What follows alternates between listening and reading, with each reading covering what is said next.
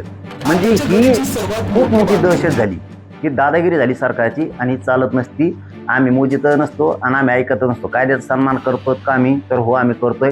आम्ही तुम्हाला अर्ज दिलाय परवानगी. तुम्ही परवानगी द्या, नाही तर नका देऊ. याचा अर्थ नाही दिली तुम्ही तर कायद्याचा सन्मान तुम्हीच करत नाहीत. मी जात असतो, ठरलं आमचं मुंबईला यायचं, मी जाणार, रात्रंदिवस बसणार. तुम्ही काय शिजून देणार नाहीत का भाकरी खाऊन देणार नाहीत ते आम्ही बघणार आणि तुम्ही कसे मुंबईत आले ते बी आम्ही बघू. आता विषय असा आहे की मुंबईतील वाहतुकीत अडथळा नको म्हणून हे नियम लागू केले. अडथळा नको तर आमचे प्रश्न सोडवा.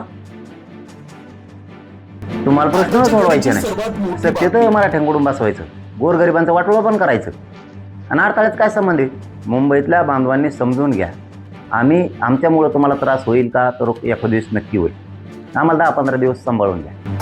तुम्ही पण काय तिथं सुखी नाही, आम्हाला सुख नाही म्हणून आमच्या मागण्यासाठी आमच्या लेकरा बाळात कल्याण व्हावं म्हणून मुंबईत येतो. जर आमच्यामुळे तुम्हाला 10-15 दिवस त्रास झाला तर होऊ द्या, सहन करा. आम्ही पण तुमचेच आहेत, आम्ही का लोकांचे नाही आहेत. मुंबईत कोणी सुखी नाही आहे, ना व्यावसायिक सुखी आहे, ना तिथं आगरी सुखी आहे, ना मासेमारी करणारा सुखी आहे, ना तिथला कोणचाच समाज सुखी नाही तिथं. ना तिथला मराठी माणूस मुंबईतला सुखी आहे, ना तिथला परप्रांतीय सुखी आहे, ना तिथं जैन मारडी सुखी आहे, ना तिथं दलित मुस्लिम सुखी आहे, ना तिथं मराठा सुखी आहे, ना तिथं ओबीसी सुखी आहे. कोण सुखी आहे तुम्ही तरी? मग कोणाला सुख नाही ते यांच्यामुळं. आम्ही त्यांना नीट करायला यायला लागलो. जरा माज आहे त्यांच्या डोक्यात, मस्ती आहे ती जरा कमी करायला यायला लागलो. त्याच्यात तुमचं पण येते, आम्ही तुमचं पण लेकरा बाळाचं कल्याणात होणार आहे. हा, एक गोष्ट तरी थोडा त्रास होईल तर आम्हाला सांभाळून घ्या. आम्ही गरीबाचे पोर आहेत, आम्ही न्यायासाठी तिथे यायला लागलो. मुंबईत मात्र येणार, जर ठरलं ना मुंबईत येणार वर्षावरच येणार. मग इथं बसू नका, तिथं बसू नका. काय तुमच्या बापाची पेंडे होय, इकडे येऊ नको तिकडे येऊ नको. लाऊडस्पीकर लावता येणार नाही आणि भडकाऊ भाषण बिलकुल करता येणार नाही एकच दिवसासाठी. आणि त्याने नाही केलं, आता नोटीस काढून त्याने भाड खाऊ नाही तर काय, भाड खाऊच नोटीस आहे ना. तुम्हाला जमतं का तसे पाठायला? हे लोक जुलूम नाही का अशा नोटिसा देणं, असा आदेश काढणं की मुंबईत येऊ नका, लाऊडस्पीकरत लावू नका आणि भाजी भाकरी करून खाऊ नका. मग काय खातू? दगड खातू कुठे समुद्रात टाकलेली? वाळू खातोय समुद्रात, काय खातू? भाकरी तुकडे तर खावा लागते ना करून. तुम्ही तर देत नाहीत लोकाला. म्हणा हे करू नको ते करू नको. मराठी सगळं करीत असते आणि यावेळेस मराठी मागे येत बी नसते, येत नसते. मला पुरा निर्णायक आंदोलन करायचं आहे. जर मुंबई ठरली तर माघारी येत नसतो. आणि कसे आडवे येतात, तुम्ही एकदा आमच्यावर हल्ला केलेला आहे, रक्ताचा चिखल केलेला आहे, फोडून डबल नादात पडायचं नाही बरं का. या आता आम्ही सावध आहेत हे ध्यानात ठेवायचं. आणि तुमच्यावर सगळ्याचा राग आहे. मग दलित मुस्लिमापासून शेतकऱ्यापासून सगळे व्यावसायिक वर्ग, व्यापारी वर्ग, नोकरदार वर्ग सगळे चिडलेले तुमच्यावर, हे ध्यानात ठेवा. मग दक्षिण मुंबई वगळता, आझाद मैदान वगळता इतर कुठेही तुम्हाला आंदोलन, निदर्शनं, धरणं काहीच तुम्ही करू नका म्हणल्यावर आम्ही मग कुठं करीत असतो? बुळकांडात करीत असतो. मग आम्ही मग तर कुठं करीत असतो? दादागिरी करायची नाही. आम्ही आझाद मैदानला करणार, शिवाजी पार्कला करणार, वर्षा पुढे बी करणार, सगळ्या दुनियात करणार आम्ही. हा, कुठं जिथं आम्हाला रोड दिसणार आम्ही तिथं करणार. तू काय करणार तर बघू त्या टायमाला. आम्ही मग रेल्वे बी नाही फिरून देणार, तुमच्या विमानं नाही उडून देणार. सगळं रेल्वे पटरावर उखळून टाकीत असतो. मग आम्ही विमानतळ उखळून टाकीत असतो. होऊ दिस तुला, तू माझंच उतरायचंच ना एकदा. आम्ही सज्ज होणार आहेत. मग तुम्ही लोकांना वेटीच करून धरता रे. कशामुळे लोकांना तळपिता विनाकारण? आमचेच आरक्षण आमचंच रद्द करता. कशाला तळतळाट घेता लोकांचा? आणि मुंबईत येऊ नका. लोकांनी कसं झक मारायला मतदान केलं होतं तुम्हाला?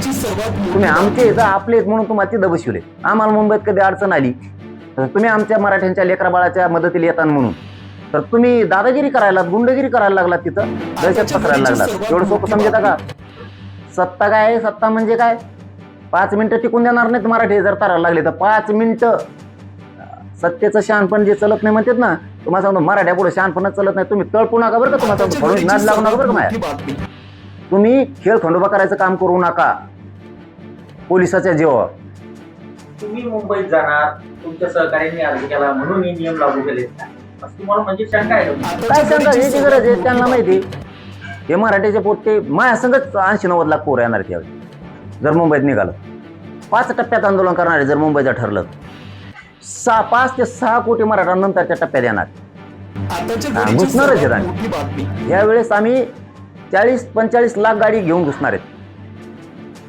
आणि आपण आकडा दिला ना तोच असतो पुन्हा. आणि 5 टप्प्यात तुम्हाला 6 करोड मराठा मुंबईत घुसलेला दिसत. लय रागलेत मराठी. भयानक भयानक नाराज आहेत. यांनी आमचं आरक्षण असून रद्द केले, आमचे प्रमाणपत्र रद्द केले, आमचे जाहीर असून दिले. मराठ्याचे खरबडून जागे झालेत सगळे, काना कोपरा मराठ्यांचा. तुम्हाला जड जाईल हा.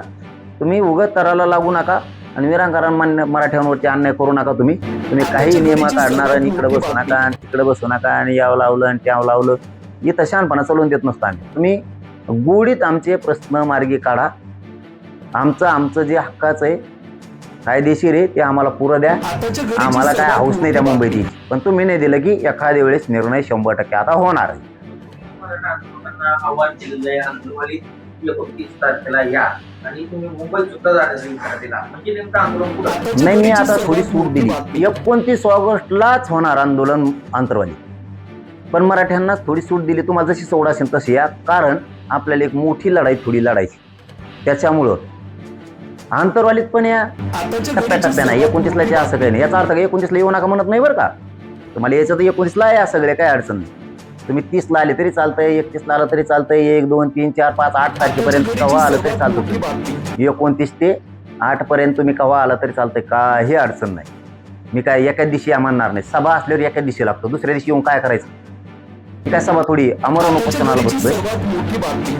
रोज टप्प्याटप्प्यात तुम्ही आले तरी चालतंय आणि तुम्ही एका दिवशी आलं तरी चालतंय. पण 2दा सज्ज राहायचं आता. 2दा, एकदा 29 ऑगस्टला आंतरवालीकडे मुंबईची तारीख जर ठरली ना भाऊ, हाय तेव्हा हलकीक मारायची, हाय त्या जिंकूनच माघारी यायचं.